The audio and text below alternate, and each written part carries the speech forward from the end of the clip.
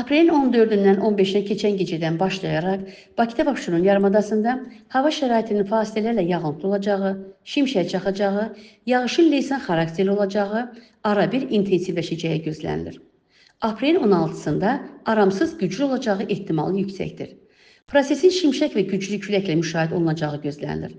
Gözlənilən intensiv və güclü yağışla əlaqədar Abşeron yarımadasının bəzi ərazilərində su basma halları istisna olunmur.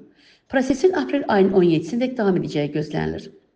Bölgələrdə də 14-dən 15-ə keçən gecədən başlayaraq ölkə ərazisində soyuq atmosfer cəbhəsinin keçməsi ilə əlaqədar hava şəraitinin qeyri-sabit yağıntılı keçəcəyi gözlənilir.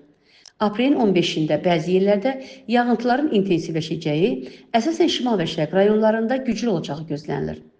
16-sında isə prosesin daha da kəskinləşəcəyi, leysan yağışın aramsız, əksər rayonlarda isə intensiv və güclü olacağı ehtimalı yüksəkdir.